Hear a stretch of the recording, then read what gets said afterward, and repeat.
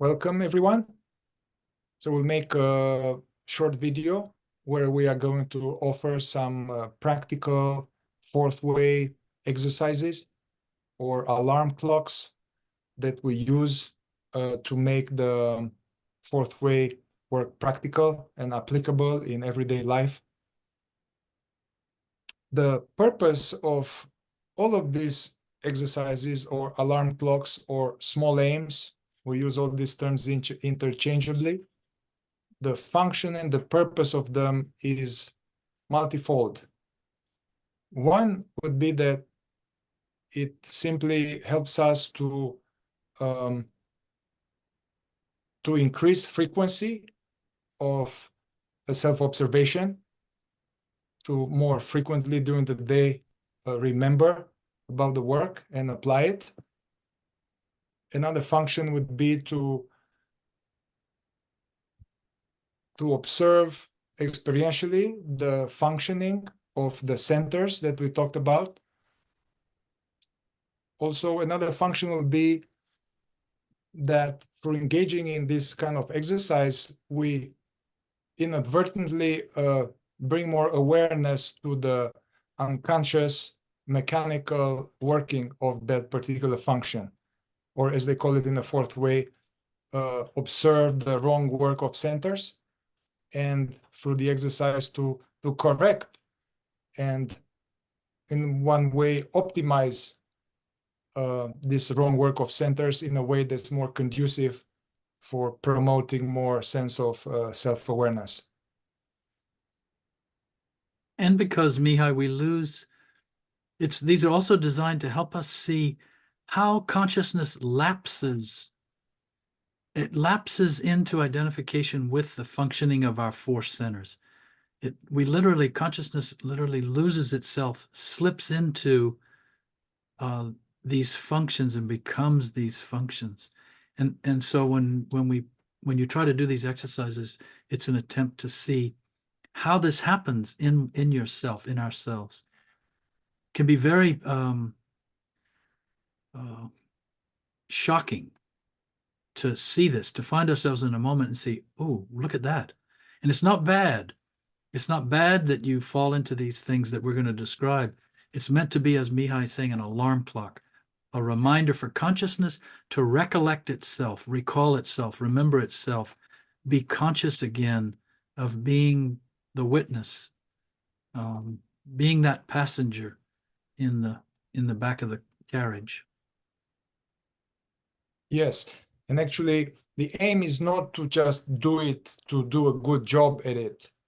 Actually, the better we do it, the more we'll realize how we're operating unconsciously, mechanically. So the better we do them, the more we realize our own sleep. And once again, we will be horrified, or we may be disappointed. We'll be like, oh my God, I forgot again. So expect that. And also, which is something else to observe. Yes, that reaction in ourselves is also something to observe. Right. So actually watch out for this. We catch ourselves not applying the exercise, or we catch ourselves in this state of torpor, of waking sleep. There will be another I that will be like disappointed or upset or negative with ourselves. So or proud. Yeah. Or proud that we're doing a good job too.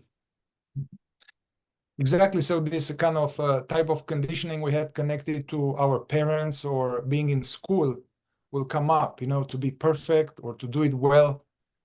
And it's really not about that. It's about to jumpstart this self-awareness and to remind us about this practical work, so we don't have to wait for next week, or we don't have to wait for a special meditation, but it's applicable for everyday life. Mm-hmm. And it's meant to demonstrate, too, how in the fourth way, self-observation becomes a catalyst for self-remembering. Observing our behavior, our manifestations, the functioning of our four centers becomes a catalyst for consciousness to recollect itself. Gurdjieff was talking about generally about this exercise, that it's important to take small aims or alarm clocks.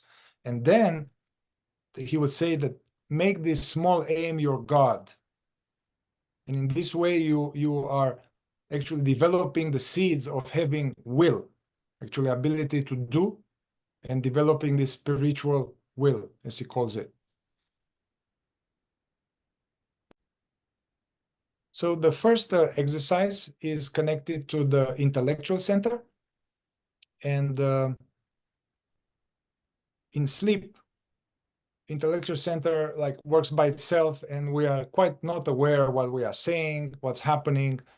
And the exercise is to pick up this word filler that we use often in communication, word like the word like, when we talk, and like that, and this happen, like or these words like or we use them totally automatically to fill the space. We are usually not aware at all when we are saying it. So the exercise is for 1 week, these are not forever, for 1 week to have the aim to not use the word like in that way. And more equally important, to notice when we say it. This is really, we're not trying to just control our behavior. We're trying to consciously observe ourselves. So but the effort to try not to say the word is sort of putting a stick in the spokes of our mechanical, automatic operation as a human being. So again, the aim is not just to not do it. It is to use the effort of not doing it as a means of observing ourselves. Yes. So how it will look like is that if we are really aware, we may catch as we're about to use this word. But very likely, we are going to say the word, and we are going to notice that we said this word. And right then, it's not a failure. It's actually, we can pause after we said the word like, or we can pause if we can in a conversation and take a moment to be more aware, engage the sense of observing ourselves and taking a pause, being aware of the environment, the sounds, being aware of the body, just pausing and introducing, being more conscious.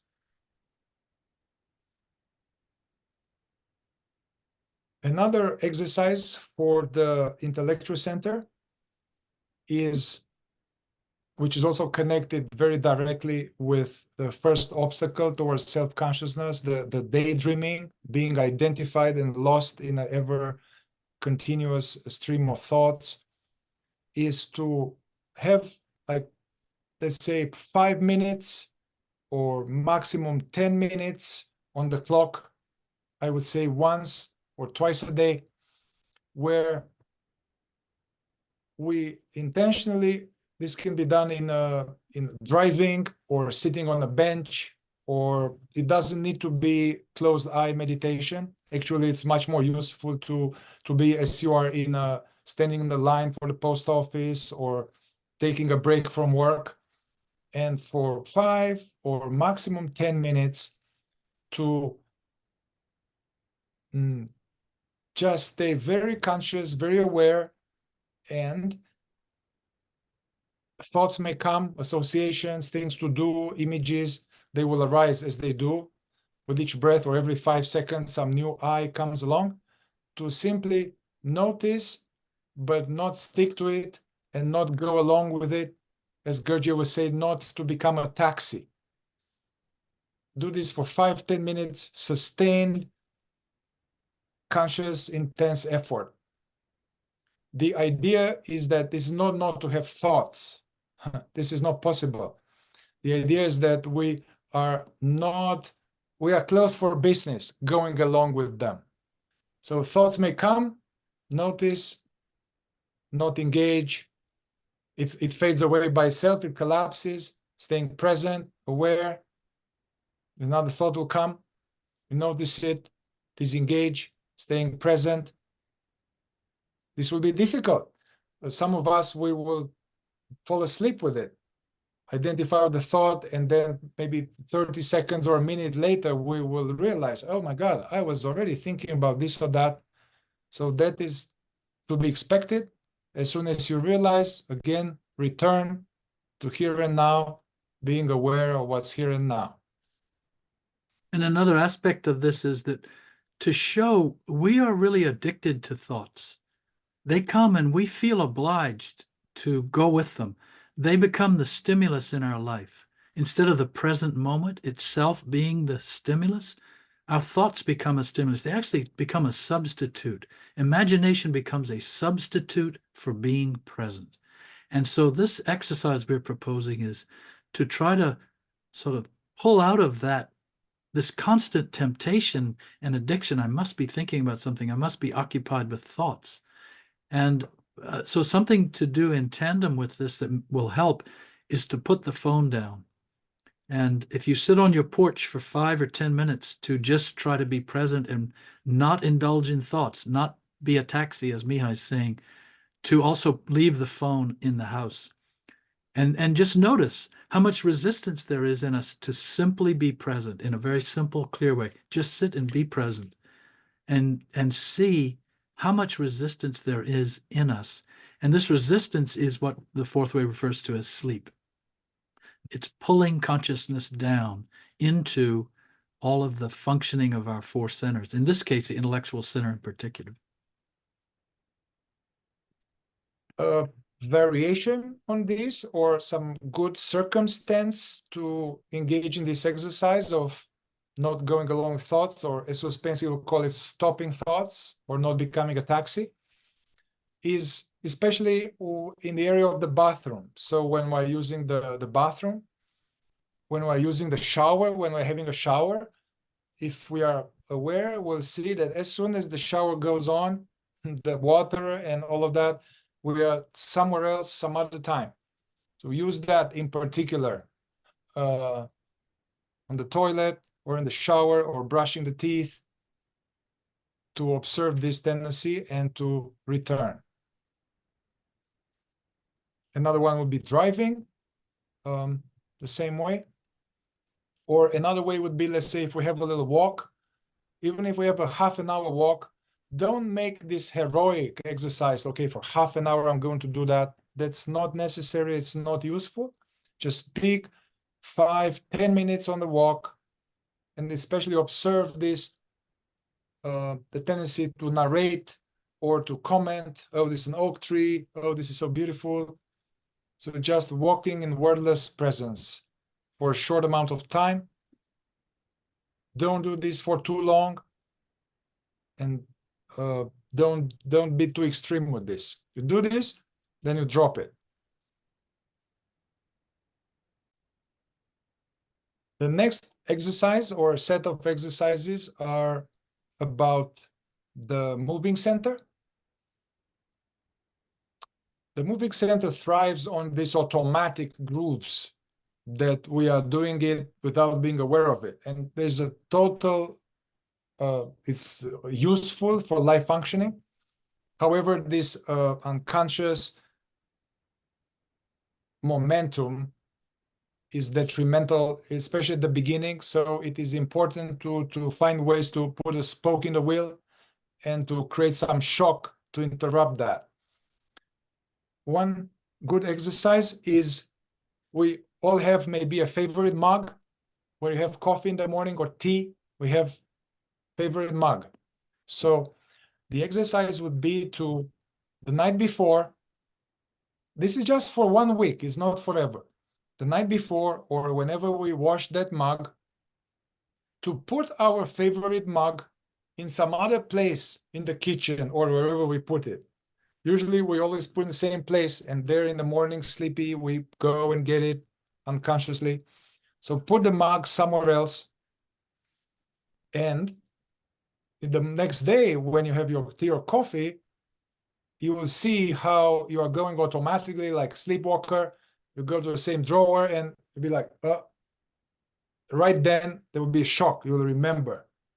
So take that moment of being perplexed and shocked. The moving center is interrupted, and use that to remember to be conscious here and now, and then go to take the mug from that place. So this is meant to interrupt that and create a little space to remember about the work. Another thing similar to this in the kitchen is I think many people have a little tray in a drawer somewhere with their forks and spoons and knives.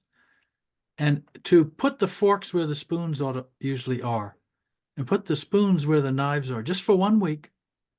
And you'll notice you'll go over and you'll open the door and you'll just reach in. You think you know where the spoons are, and it'll be a knife or a fork.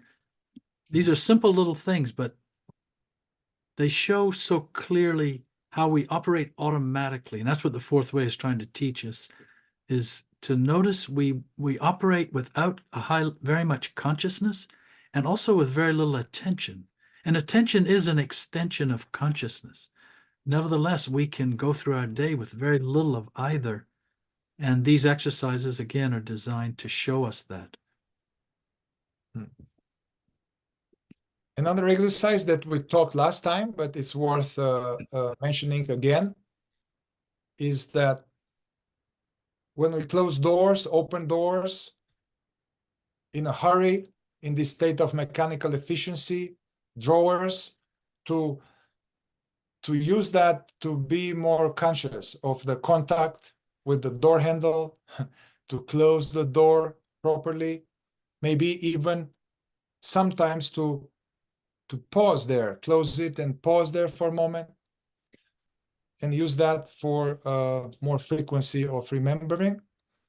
And sometimes I use this exercise a lot this week, and sometimes you already notice that you just slammed it or went like that.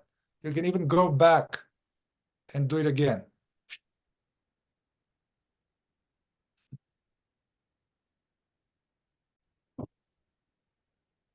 Another exercise, or several exercises around the functioning, the automatic, unconscious, mechanical functioning of the instinctive center, is in the area of food. Now, when we eat, the instinctive center is very interested, the animal self in us, and usually all preoccupation or interest about self-awareness, work, God, anything is just went out the window. And so we're just focusing, and often most of us in some kind of feeding frenzy, so to say, and eating fast and actually not tasting the food, eating, talking with someone, or eating and being in imagination.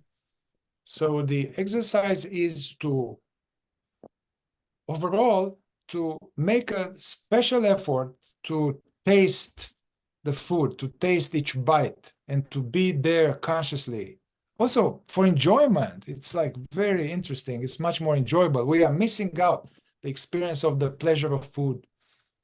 So to really taste it, be right there, very conscious, the food, the table, and once a meal, at least, to just put the fork and knife down, or just put the food down, and just take 15, 20 seconds to come back to being present to what's happening. You'll notice some energy in us. Doesn't like that. It's like displeased. It's Because we're interrupting our automatic momentums. And really, all these exercises we're proposing for the sinners are addressing how we fall into these momentums in each of the centers. And as we do, consciousness lapses, because now our body and our mind can operate on their own, really, without very much consciousness, which is what is happening most of the time in most people. And so something like tasting the food, putting a fork down, letting it go. Most people will pick up a fork and they'll hold on to it the entire meal. It's almost like a security, and it allows the momentum to easily continue. And so by interrupting these momentums, we're creating space. We're like opening cracks to be present, for consciousness, for presence to reemerge, to come into focus again. That's what happens. Our consciousness goes out of focus, and then we fall into automatic operation. And that's what the quote unquote sleep is, according to the fourth way. Yes. Another exercise that is very useful for myself, particularly, very, very practical, is to choose some type of automatic tick of the body. Could be fidgeting, playing with the nails, if you have that. Other people have this kind of playing with the rings, or some people are, I'm touching my beard often and not aware of that, touching the beard, or this kind of the leg shaking, which actually this is a complex exercise. There might be a lot of other factors connected with the leg shaking and trembling. But to choose, I also notice sometimes like biting my lip or things like that, so that are happening often. Very often when this happens, we are somewhere else. And also it's a lot of energy actually we can use for being more conscious, that is spent in this kind of restlessness and agitation. So the idea is to pause the video now and to pick one of these ticks for 1 week. This is not forever. For 1 week, whatever this is for you, the finger, the fidgeting, touching the face, anything like that, that you know that your body is doing, and to decide that. And then write it down. Down. Yeah, write it down so you will remember, because the instinctive center is tricky. We'll pick a tick and then conveniently forget about it. So write it down, and that will help. And whenever it happens, basically, you will inadvertently catch yourself many times doing that, actually. I mean, very likely you'll forget completely, but you'll catch yourself that. So when that happens again, don't go into, oh God, oh no. More like even stop. It's great. Now you are more present. So you can catch yourself many times, stop, use that not to beat yourself up, but it's an alarm clock. Use it. Once again, the idea is not to do these things. We are using this mechanical operation to shock us into more awareness. So even if you catch yourself one day that 58 times you did that, you'll be like, wow, that's awesome. I 58 times more frequency of being more aware. 58 jump starting of self-awareness. Another thing, Mihai, another exercise that we can try for a week is to try not to look at ourselves in the mirror. It's fine, of course, in the morning, we're getting ready for work. We have to be fresh. We want to look orderly for the day, look composed, look professional, and so on. Yes, we need the mirror to do that. But otherwise, when we just go in to use the restroom briefly, as opposed to just in the morning, to try not to look in the mirror. Or when you're walking down the street, try not to look in the glass at yourself as you go by. Because we, again, just as I said earlier, we're addicted to thought. We're also addicted to our appearance. And we're seeking recognition, confirmation, affirmation, or criticism, self-criticism of our appearance. And we lose sight of the fact that we are the consciousness of our body and the consciousness of our mind, of our four centers. But so much of our identity goes into how we look, how we appear, and interestingly, how we imagine that we appear to other people. This is very interesting. And the more you notice this, the more you will see there's a lot here. We actually are imagining so much about how we think other people perceive us. And then we start getting preoccupied with that image in our brain, in our mind. We have an image of how we imagine other people see us. That becomes interesting. That almost becomes what we see in the mirror when we look in the mirror. We don't actually even see our real image sometimes. But this, nevertheless, for 1 week, just see what happens. Watch what happens when you try not to look at yourself in the mirror, and watch that urge and use that as an alarm clock. Very nice. For the emotional center, 2 exercises to just begin to observe what's happening there in that arena, and to so one exercise would be to refrain from talking about our problems or complaining about our problems, just for 1 week. Yeah. Peter was recommending, I talked to him just before, and especially keep that in mind when we meet with close friends or your partner. You may notice a strong tendency, pattern to go into talking about our problems or complaining. Complaining about what went wrong at work today. Yes, things like that. So whenever you catch yourself in the middle of it, you can just drop it. And even if afterwards you catch yourself, you can realize later, all of these exercises, you can realize later, oh my God, I just talked for 15 minutes about all of this stuff. Even then, you can still use it post-mortem. You can you can pick up and take a moment to just be more present. I think it's post-complaining, not post-mortem. Yes. Another one would be to refrain from what is called gossiping. Gossiping, which would be like talking about other people in a different way than if they were in the room.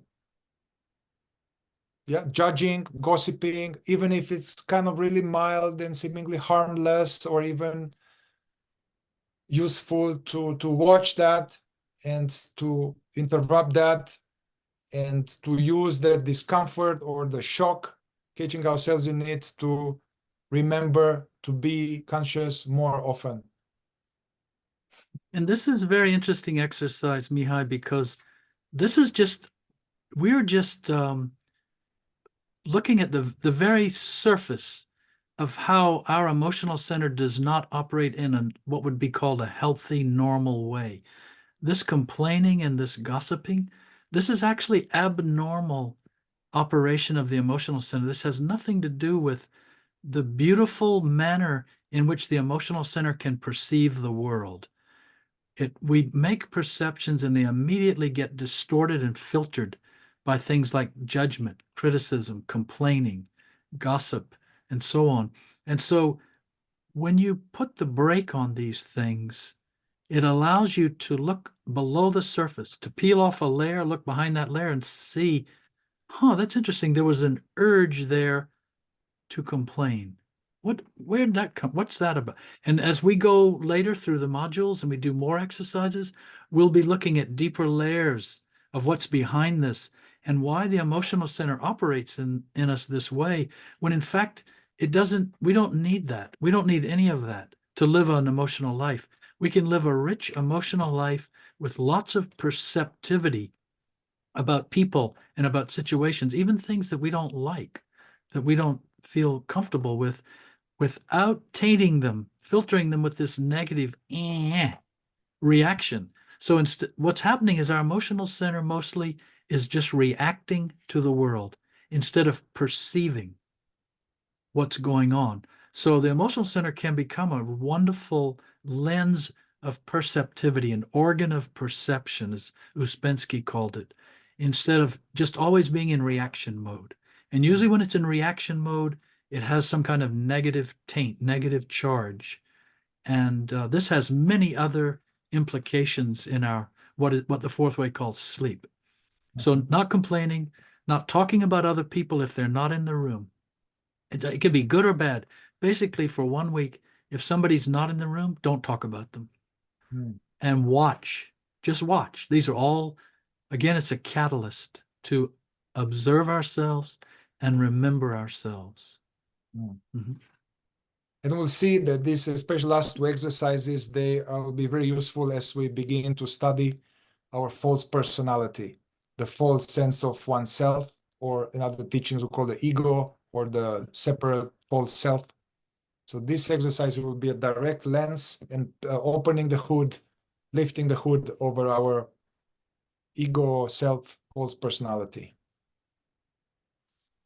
So we gave here like a lot of exercises, so we encourage you to maybe write down and work with all of them, or at least some of them, and we will allocate next time not just for questions, but also we are very interested in your observations based on using these exercises. Yes, so a suggestion is too, if you have observations like as of the kind that Mihai is recommending, write them down between now and next Saturday, and just for yourself, but also possibly to be able to participate in a discussion about what you observed when you tried to do these exercises, what effect you noticed in yourself, and the impact it had on the recognition of coming back to the present, how it helped bring you back to the realization of being here, being present, instead of being lost in this mind, being lost in this activities of life. All right. Very good. So good luck and sir.